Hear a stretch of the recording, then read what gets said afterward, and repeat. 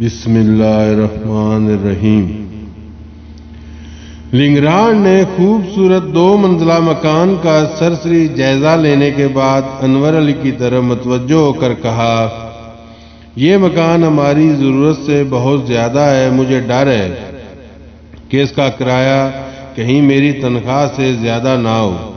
اگر آپ نے مجھے پہلے دکھا دیا ہوتا تو میں آپ کو یہ مکان لینے کا مشورہ نہ دیتا۔ یہ مکان خرید لیا گیا ہے اور آج سے آپ اس کے مالک ہیں۔ یہ امی جان کی طرف سے جین کو شادی کا تحفہ ہے۔ لنگراڑ نے کہا، نہیں، یہ ایک زیادتی ہے، آپ ہماری گردن پر اتنا بوجھ نہ ڈالیں۔ انور علی نے کہا، میرے دوست، آپ کو اس بات پر ناراض ہونا چاہیے کہ ہم نے صرف آپ کی ضرورت کا احساس کیا ہے اور ہمیں اس بات کا افسوس ہے کہ ہم آپ کے لیے اس سے بہتر مکان حاصل نہیں کر سکے۔ انور علی، میں ناراض نہیں ہوں، لنگراڑ نے کہا، لیکن یہ بہت زیادتی ہے۔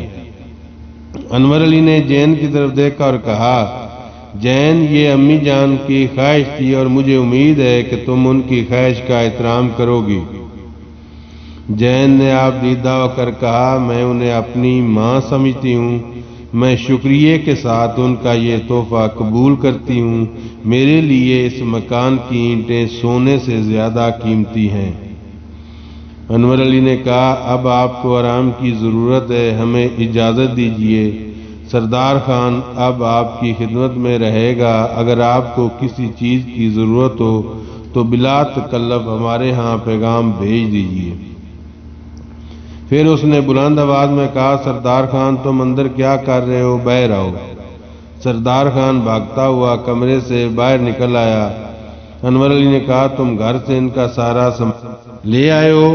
جی ہاں، ان کے صندوق میں نے اوپر رکھوا دیے ہیں، ایک صندوق کی چابی میرے پاس ہے۔ یہ کہتے ہوئے سردار خان نے اپنی جیب سے ایک چابی نکالی اور جین کو پیش کر دی۔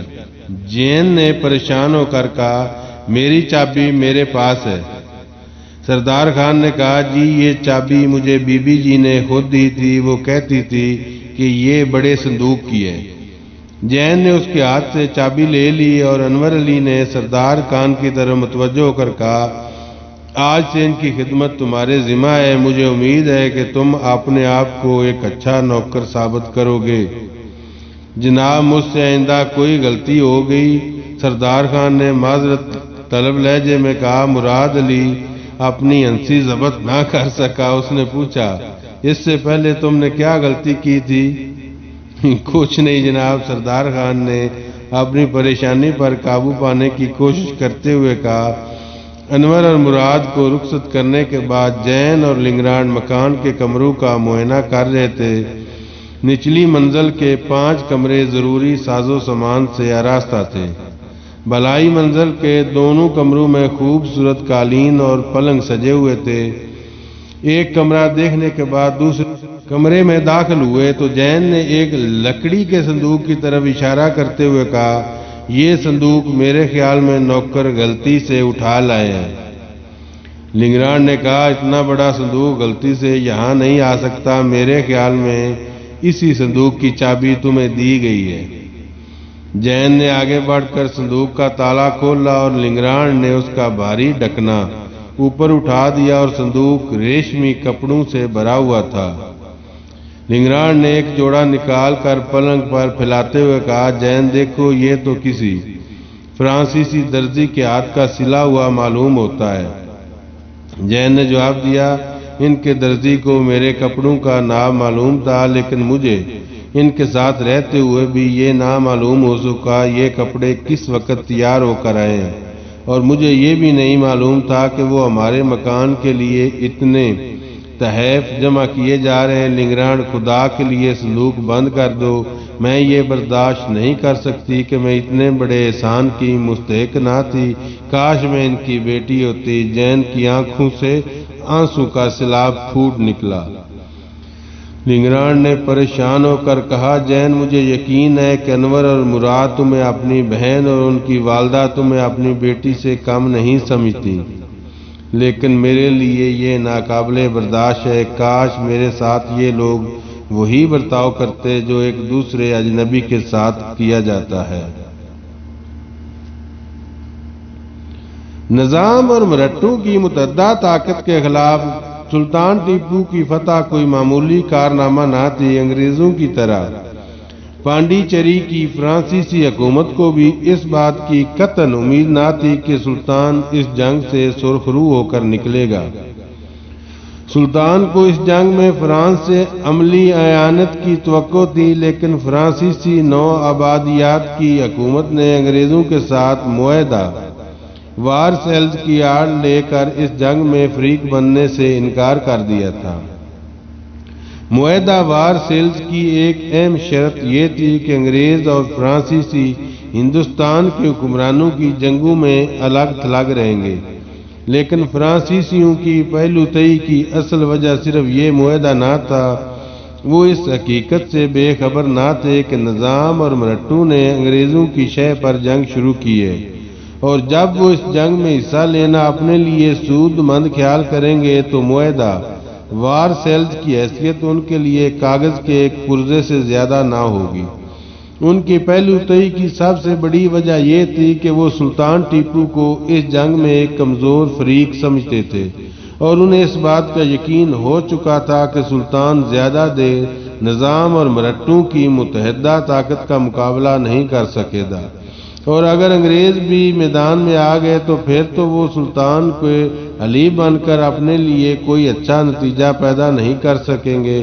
چنانچہ پانڈیچری کے فرانسیسی گورنر موسیو کاسگنی کی پہلی کوشش یہ تھی کہ پونا اور حیدرآباد کی حکومتوں کو سلطان کے خلاف جنگ شروع کرنے سے باز رکھا جائے، اور جب یہ کوشش برآور نہ ہوئی تو اس کی دوسری کوشش یہ تھی کہ فرانس سلطان ٹیپو کی بجائے مرہٹوں کے ساتھ اتحاد کرے، کیونکہ مرہٹوں کو سلطان کی نسبت وہ طاقتور خیال کرتے تھے، اور انہیں ایک کمزور دوست کی حمایت کے لیے ایک طاقتور دشمن سے ٹکر لینا منظور نہ تھا۔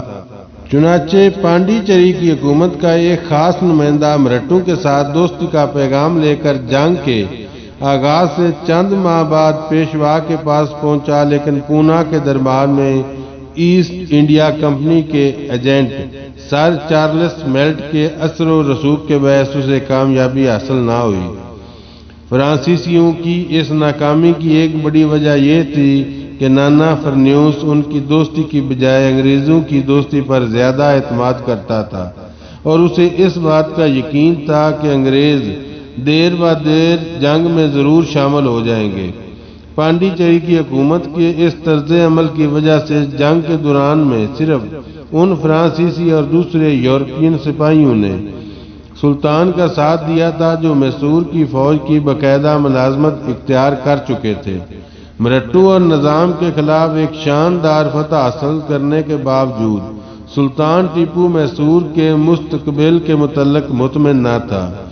ایک خطرناک آندھی گزر چکی تھی، لیکن وہ ایک حقیقت پسند انسان کی طرح مستقبل کے افق پر ایک نئی آندھی کے آثار دیکھ رہا تھا۔ وہ جانتا تھا کہ میر نظام علی اور نانا فرنیوس کی نکیل انگریز کے ہاتھ میں ہے، اور وہ جب چاہیں گے انہیں دوبارہ میسور کے خلاف میدان جنگ میں لے آئیں گے، اور وہ یہ بھی محسوس کرتا تھا کہ میسور تنہا اپنے وسائل سے ایک لامنتہی عرصہ کے لیے جنگ جاری نہیں رکھ سکتا، اور انگریز مرہٹوں اور نظام کی طرح اسے بھی ایک ایسے طاقتور حلیف کی ضرورت ہے جس کی دوستی پر اعتماد کیا جا سکے۔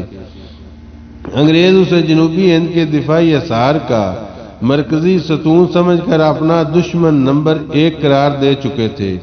فرانسیسیوں کے متعلق بھی اسے کوئی غلط فہمی نہ تھی، تاہم ہندوستان میں فرانس اور برطانیہ کے مفاد ایک دوسرے سے متصادم تھے، اور سلطان آئندہ مارکوں میں انگریز کے خلاف فرانسیسیوں کے تعاون کے امکانات سے مایوس نہ تھا۔ چنانچہ گزشتہ جنگ کے آخری ایام میں ہی وہ فرانسیسی حکومت کے ساتھ براہ راست بات چیت کرنے کے لیے ایک سفارت پیرس روانہ کر چکا تھا۔ جنگ سے فارغ ہونے کے بعد سلطان ٹیپو کے لیے تعمیری اور اصلاحی کام کرنے کا پرامن دور بہت مختصر تھا۔ جب وہ مرہٹوں اور نظام کے ساتھ برسر پیکار تھا، انگریزوں نے مالابار کے نہروں اور موپلوں کو بغاوت پر اکسا کر اس کے لیے ایک نیا محاذ کھولنے کی کوشش کی تھی۔ ٹرانکور کا راجہ انگریزوں کا اعلیٰ کار بن کر ان باغیوں کی حوصلہ افزائی کر رہا تھا، لیکن انگریزوں کی توقع کے خلاف جنگ کے قبل از وقت ختم ہو جانے کے باعث یہ سازش نتیجہ ثابت نہ ہوئی اور میسور کی فوج کے چند دستوں نے کسی دقت کا سامنا کیے بغیر باغیوں کو مغلوب کر لیا اور باغیوں کے کچھ رہنما گرفتار کیے گئے اور کچھ ٹرانکور بھاگ گئے۔ سلطان نے ٹرانکور کے راجہ کو باغیوں کو پناہ دینے اور ان کی حوصلہ افزائی کرنے سے منع کیا، لیکن راجہ نے انگریزوں کی اعانت کے بھروسے پر میسور کے خلاف اپنی ماندانہ سرگرمیاں پہلے سے زیادہ تیز کر دیں۔ ٹرانکور کا راجہ انگریزوں کا حلیف تھا اور سلطان ٹیپو کے خلاف اس کی جارحیت کا مقصد اس کے سوا کچھ نہ تھا کہ ایسٹ انڈیا کمپنی کے لیے ایسے سازگار حالات پیدا کر دیے جائیں کہ وہ معاہدہ منگلور کی خلاف ورزی کر کے سلطان کے خلاف ایک نئی جنگ کی ابتدا کر سکے۔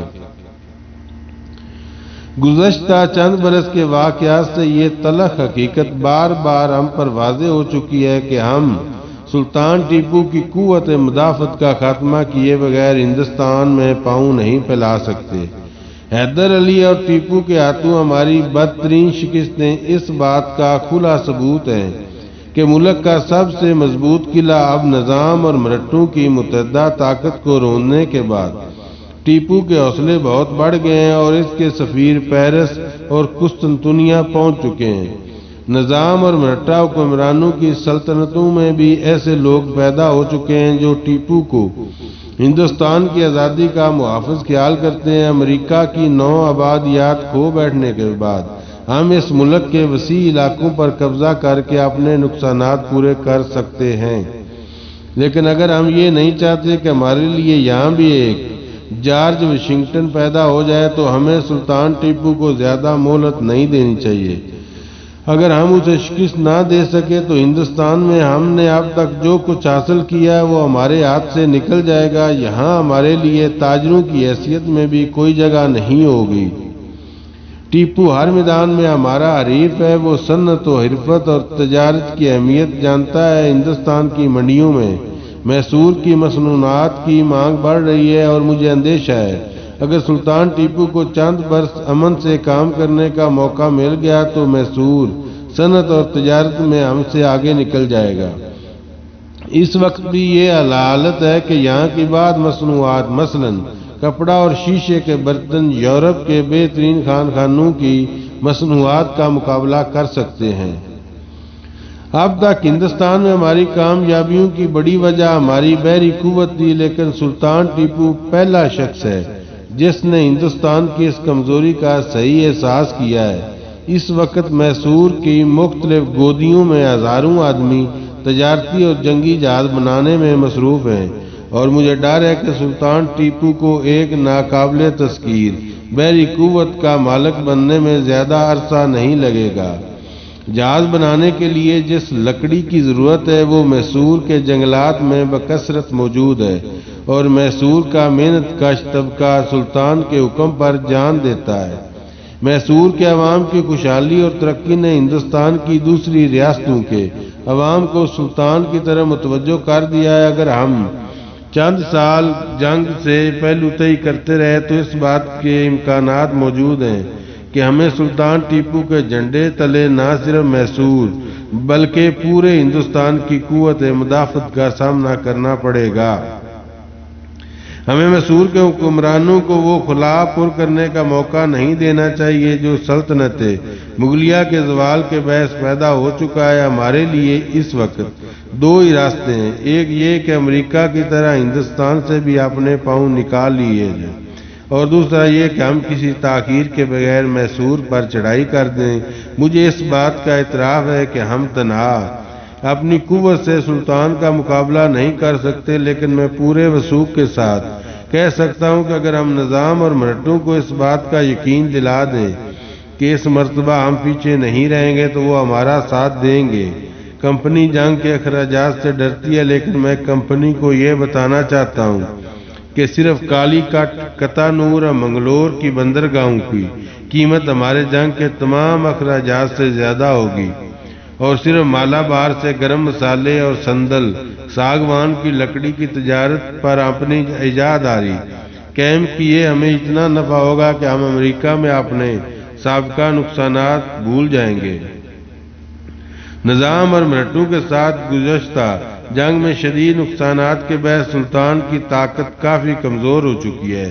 ہماری خوش قسمتی ہے کہ یہ لوگ ٹیپو سلطان کو اپنا دشمن سمجھتے ہیں، لیکن ہماری دوستی اور اعانت سے مایوس ہونے کے بعد یقیناً سلطان ٹیپو کے ساتھ اپنے تعلقات بہتر بنانے کی کوشش کریں گے، اور جب سلطان ٹیپو ان کی طرف سے مطمئن ہو جائے گا تو ہمیں اس ملک سے نکالنے کے لیے اسے جنگ لڑنے کی ضرورت پیش نہیں آئے گی۔ اس لیے ہمیں ہندوستان میں انگریز کے مستقبل سے آنکھیں بند کرنے کے لیے معاہدہ وارسیلز کا سہارا نہیں لینا چاہیے۔ یہ وہ دلائل تھے جن کی بدولت لارڈ کارنوس ایسٹ انڈیا کمپنی اور حکومت برطانیہ کو اپنا ہم خیال بنانے کے بعد جنگ کی تیاریوں کی اجازت حاصل کر چکا تھا۔ چنانچہ 1787 کے اواخر میں پونا، ناگپور، گوالیار اور حیدرآباد میں ایسٹ انڈیا کمپنی کے سفیروں کو لارڈ کارنوس کی طرف سے یہ ہدایات موصول ہو چکی کہ ہم جنگ کے لیے تیار ہیں۔ اب وقت آ گیا ہے کہ نظام اور مرہٹا حکمرانوں کو ایسٹ انڈیا کمپنی کے ساتھ دفاعی اور جارحانہ معاہدہ کرنے پر آمادہ کیا جائے۔ نانا فرنیوس اور مادھو جی بھونسلے کو لارڈ کارنوس میں اپنے ذاتی خطوط میں یہ لکھا تھا کہ اب اگر سلطان ٹیپو سے اپنی سابقہ شکستوں کا انتقام لینا چاہتے ہو تو وہ آپ کے ساتھ ہے۔ ایسٹ انڈیا کمپنی آپ کے ساتھ یہ معاہدہ کرنے کے لیے تیار ہے کہ وہ اپنے اتحادیوں سے بالا ٹیپو کے ساتھ صلح کرنے کی کوشش نہیں کرے گی، اور دریائے کرشنا اور دریائے تنگ بھدرا کے درمیان مرہٹوں کے جو علاقے مسور نے چھین لیے ہیں وہ انہیں واپس دلائے جائیں گے۔ لارڈ کارنوس نے دوسرے مرہٹا راجوں کو ترابلکر کو بھی یہ پیغام بھیجا تھا کہ آپ اپنے ہندو دھرم کی لاج رکھنے کے لیے دوسرے مرہٹا حکمرانوں کا ساتھ دیں اور پونا کی حکومت کو ایسٹ انڈیا کمپنی کے ساتھ معاہدہ کرنے پر آمادہ کرنے کے لیے اپنے اثر و رسوخ سے کام لیں۔ لیکن بلکر کا جواب بہت حوصلہ شکن تھا۔ اس نے نہ صرف سلطان کے خلاف کمپنی کا حلیف بننے سے انکار کر دیا بلکہ مرہٹا راجوں کو بھی ٹیپو کے خلاف محاذ بنانے سے روکنے کی کوشش کی، اور ان پر زور دیا کہ اگر انہیں ہندوستان کی آزادی عزیز ہے تو وہ انگریزوں کی بجائے سلطان ٹیپو کا ساتھ دیں۔ اور جب پونا اور حیدرآباد کی حکومتوں کو اس کی نصیحت سے بے اثر ثابت ہوئی تو اس نے یہ دھمکی دی کہ میں تمہاری بجائے سلطان ٹیپو کا ساتھ دوں گا۔ انگریزوں کی طرح نانا فرنیوس اور میر نظام علی بھی سلطنت میسور کو اپنے اقتدار کے لیے ایک بڑا خطرہ سمجھتے تھے، لیکن گزشتہ جنگ میں انگریزوں کی علیحدگی کے باعث انہوں نے جو نقصانات اٹھائے تھے ان کے پیش نظر وہ دوبارہ ایسٹ انڈیا کمپنی کے وعدوں پر اعتبار کر کے جنگ کی آگ میں کودنے سے ڈرتے تھے۔ اور پھر جب چند ماہ کی سر توڑ کوششوں کے بعد پونا اور حیدرآباد میں ایسٹ انڈیا کمپنی کے ایجنٹ ان کے خدشات دور کر چکے تھے تو لارڈ کارنوس ان کے ساتھ معاہدہ کی شرائط طے کرنے میں سخت الجھنوں کا سامنا کر رہا تھا۔ میر نظام علی اور نانا فرنیوس دونوں جنگ میں اپنے اشتراک کی زیادہ قیمت وصول کرنے پر مؤثر تھے، اور لارڈ کارنوس کسی ایک فریق کو خوش کرنے کے لیے دوسرے فریق کی ناراضی کا خطرہ مول لینے کے لیے تیار نہ تھا۔ فرنیوس نے اس سودا بازی میں اپنی قیمت بڑھانے کے لیے ایک طرف یہ تاثر پیدا کرنے کی کوشش کی کہ اگر اس کے مطالبات نہ مانے گئے تو وہ انگریزوں کے خلاف سلطان ٹیپو کے ساتھ معاہدہ کر لے گا، اور دوسری طرف ایسٹ انڈیا کمپنی کو یہ اطمینان دلا دیا معاہدے کی جو شرائط مرہٹوں کے لیے قابل قبول ہوں گی وہ میر نظام علی کو بہرحال تسلیم کرنی پڑیں گی۔ میر نظام علی کے دربار میں معاہدے کی شرائط پر بحث ہو رہی تھی۔ نظام کا ایک ہوشیار وزیر میر عالم، جسے دکن میں انگریزوں کا سب سے بڑا طرفدار سمجھا جاتا تھا، اسے یہ سمجھانے کے لیے اپنا پورا زور خطابت صرف کر چکا تھا کہ نانا فرنیوس نے انگریزوں کے ساتھ معاہدہ کی شرائط طے کرنے میں دکن کے مفاد کا پورا خیال رکھا ہے۔ وہ کہہ رہا تھا، علی جا، اس جنگ میں ٹیپو کی شکست یقینی ہے۔ انگریز اسے ہمیشہ کے لیے ختم کرنے کا فیصلہ کر چکے ہیں۔ اس مرتبہ وہ زبردست تیاریوں کے ساتھ میدان میں آ رہے ہیں۔ لارڈ کارنیوس نے جو افواج جمع کی ہیں وہ اس سے پہلے کبھی ہندوستان میں نہیں دیکھی گئی۔ مرہٹے ان کا ساتھ دینے کا فیصلہ کر چکے ہیں۔ تنہا بلکر کی کنارہ کشی سے کوئی فرق نہیں پڑے گا۔ ہمارے لیے اب صرف یہ مسئلہ قابل غور ہے کہ ٹیپو کی شکست کے بعد میسور کے مال غنیمت میں ہمارا حصہ کیا ہوگا۔ ہم جنگ سے الگ رہ کر مرہٹوں اور انگریزوں کی ناراضگی مول نہیں لے سکتے۔ ہمارے لیے یہ بھی ممکن نہیں ہم ٹیپو کے ساتھ شامل ہو جائیں، اور اگر حضور کو اس معاہدے کی کسی شرط پر اعتراض ہے تو اس میں رد و بدل کیا جا سکتا ہے۔ مسٹر کناوے نے مجھے یہ اطمینان دلایا کہ حضور کے دل میں اس معاہدے کی بابت کوئی غلط فہمی پیدا ہوگی ہو تو اسے دور کرنے کی پوری کوشش کی جائے گی۔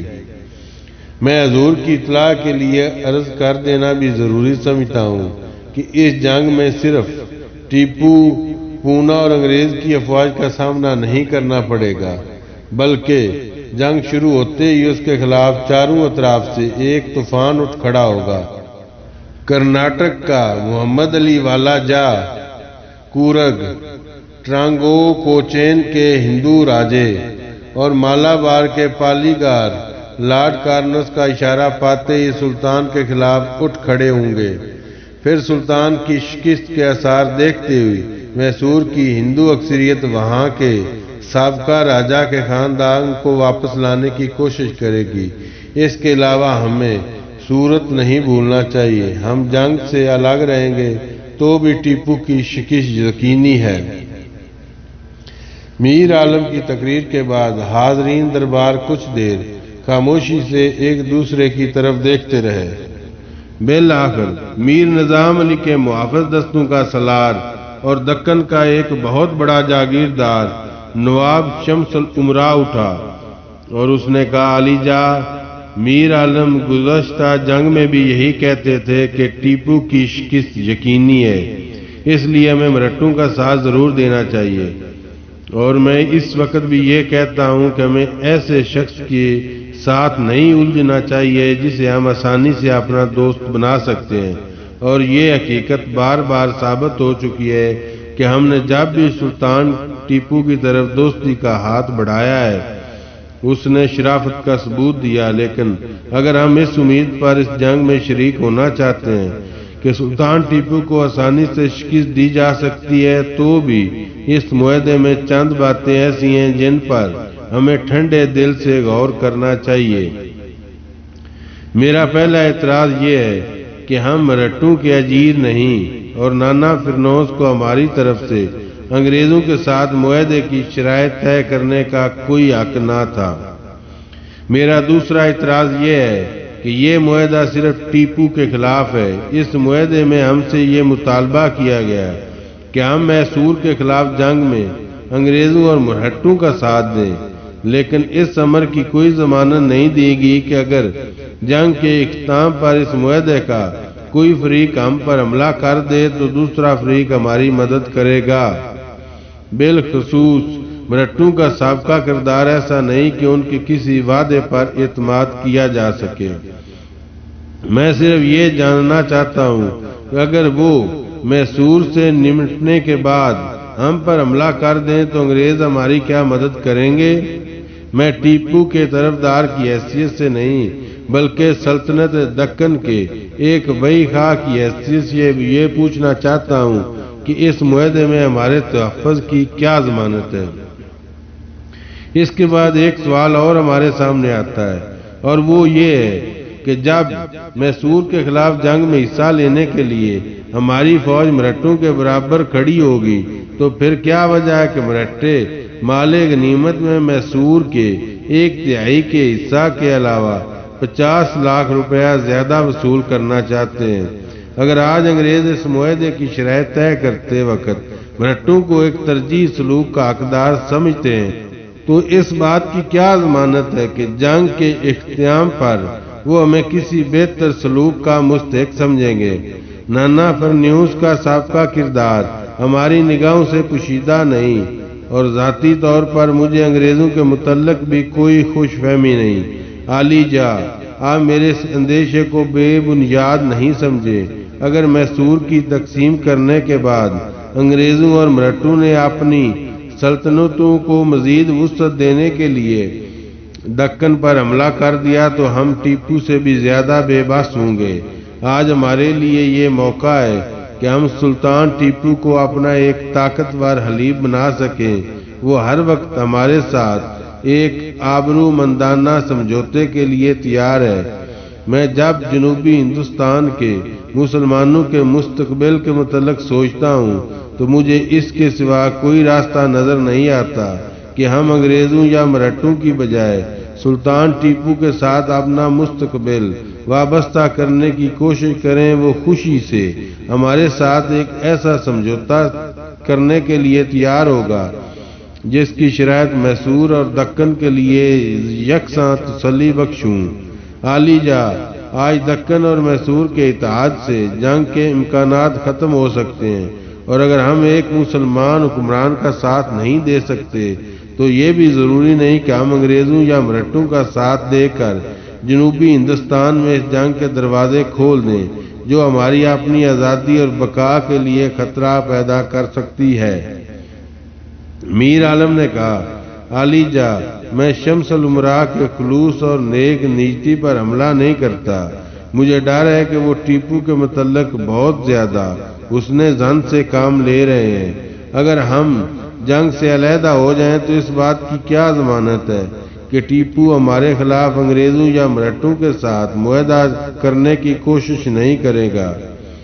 نظام کا بھتیجا امتیاز الدولہ اچانک اٹھ کھڑا ہو گیا اور اس نے انتہائی غصے کی حالت میں کہا، عالی جا، کوئی دیانتدار آدمی سلطان ٹیپو کے متعلق اس قسم کے شبہات ظاہر نہیں کر سکتا۔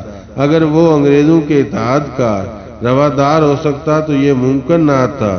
اس وقت جنوبی ہندوستان میں ایسٹ انڈیا کمپنی اور میسور کے سوا کوئی تیسری طاقت بھی ہوتی۔ انگریز اسے صرف اس لیے مٹانا چاہتے ہیں کہ وہ ان کے ساتھ ہندوستان کی عزت اور آزادی کا سودا کرنے کے لیے تیار نہیں۔ ہم میسور کے مستقبل سے آنکھیں بند کر سکتے ہیں لیکن اپنے مستقبل سے آنکھیں بند نہیں کر سکتے۔ عالی جا، اگر آپ اجازت دیں تو میں سلطان ٹیپو کے ساتھ انتہائی آبرو مندانہ شرائط طے کرنے کا ذمہ لیتا ہوں۔ میر نظام علی نے کہا، ہم لارڈ کارنس اور نانا فرنوس کے دوست ہیں، نہ سلطان ٹیپو کے دشمن۔ ٹیپو بہرحال ایک مسلمان ہے، اور اگر تم اس کے ساتھ کوئی آبرو مندانہ معاہدہ کر سکتے ہو تو ہماری دعائیں تمہارے ساتھ ہیں۔ امتیاز الدولہ نے کہا، عالی جا، اگر اجازت ہو تو میں خود سرنگا پٹم جانے کے لیے تیار ہوں۔ نہیں، ابھی تمہارا جانا ٹھیک نہیں۔ شمس الامراء نے کہا، عالی جا، تو مجھے اجازت دیجیے۔ نہیں، تمہارا یہ منصب نہیں کہ تم ایک ایلچی بن کر ٹیپو کے دربار میں جاؤ۔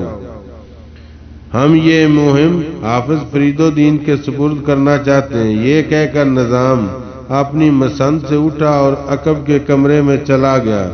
اسی روز ساپیر کے وقت محل کے ایک کمرے میں مشیر اور میر عالم نظام علی کے ساتھ باتیں کر رہے تھے۔ نظام علی کہہ رہا تھا، میر عالم، تمہیں اس قدر پریشان نہیں ہونا چاہیے۔ موجودہ حالات میں ہمارے لیے ٹیپو کی طرف دوستی کا ہاتھ بڑھانا ضروری ہے۔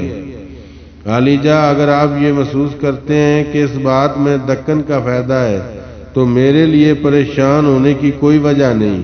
میر نظام علی مسکرایا، دکن کا فائدہ اس بات میں ہے کہ ہم انگریزوں اور مرہٹوں کے ساتھ مساوی حیثیت میں معاہدہ کریں۔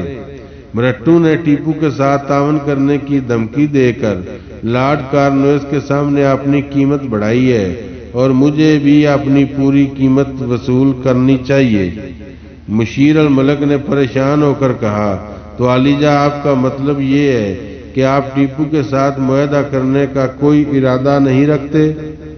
تم بالکل نادان ہو میر عالم، کل صبح کلکتے روانہ ہو جاؤ اور لارڈ کارنویس کو یہ سمجھاؤ کہ معاملہ بگڑ رہا ہے۔ میر عالم نے کہا، عالیجا مجھے یقین ہے کہ لارڈ کارنویس آپ کی تمام شرائط ماننے پر آمادہ ہو جائے گا۔